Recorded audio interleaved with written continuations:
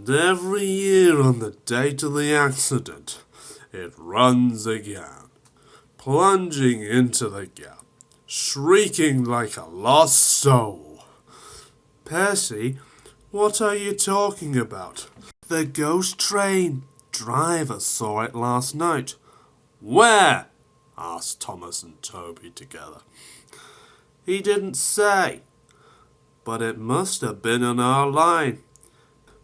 He says ghost trains run as a warning to others. Ooh, he went on. It makes my wheels wobble to think about it. Pooh, said Thomas. You're just a silly little engine. Percy, I'm not scared.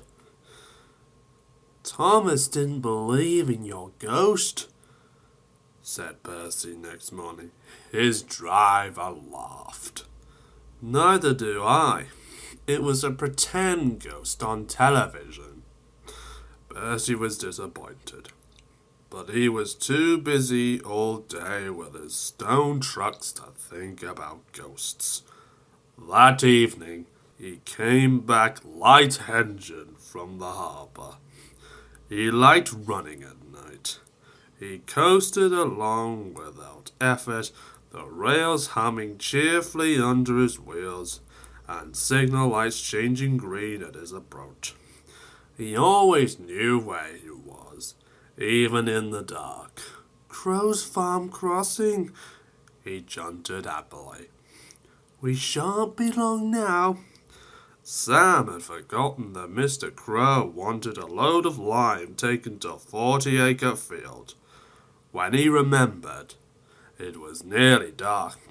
He drove in a hurry, bumped over the crossing, and sank his cart's front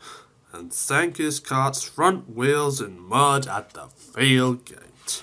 The horse tried hard, but couldn't move it. The cart's tail still fouled the railway. Sam gave up.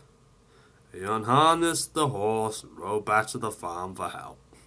There's still time, he told himself. The next train isn't due for an hour. But he reckoned without Percy. Percy broke the car to smithereens and lime flew everywhere. They found no one at the crossing, so went on to the next signal box. Hello, said the signalman. What have you done to Percy? He's white all over. Percy's driver explained. I'll see to it, said the signalman, but you'd better clean Percy, or people will think he's a ghost. Percy chuckled. Do let's pretend I'm a ghost and scare Thomas. That will teach him to say I'm a silly engine. On their way they met Toby, who promised to help. Thomas was being oiled up for his evening train when Toby hurried in, saying, Percy's had an accident. Poor engine, said Thomas. Botheration. That means I'll be late. They've cleared the line for you, Toby went on, but there's something worse. Out with it, Toby, Thomas interrupted. I can't wait all evening. I've just seen something, said Toby in a shaky voice. It looked like Percy's ghost. It said it was coming here to warn us. Pooh! Who cares? Don't be frightened, Toby. I'll take care of you. Percy approached the shed quietly and glided through it. Beep! Beep! Beep! Beep! Beep! He shrieked.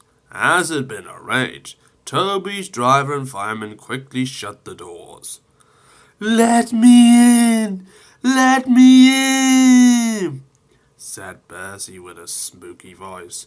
No, no, answered Toby. Not by the smoke of my chimney, chim, chim. I'll chuff, and I'll puff and break your door in." "Oh dear," exclaimed Thomas. "It's getting late. I have no idea. I must find Annie and Clarabelle."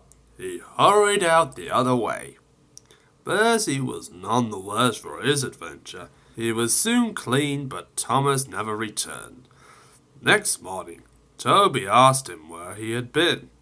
"Oh, well," said Thomas, "I knew you'd be sad about Percy, and I didn't like to intrude. I slept in the goods shed, and—" "Oh!" he went on hurriedly. "Sorry, can't stop. Got to see a coach about a train." And he shot off like a jackrabbit. Percy rode up alongside. "Well, well, well," he exclaimed. "What do you know about that?" "Anyone would think," chuckled Toby, "that our Thomas had just seen a ghost."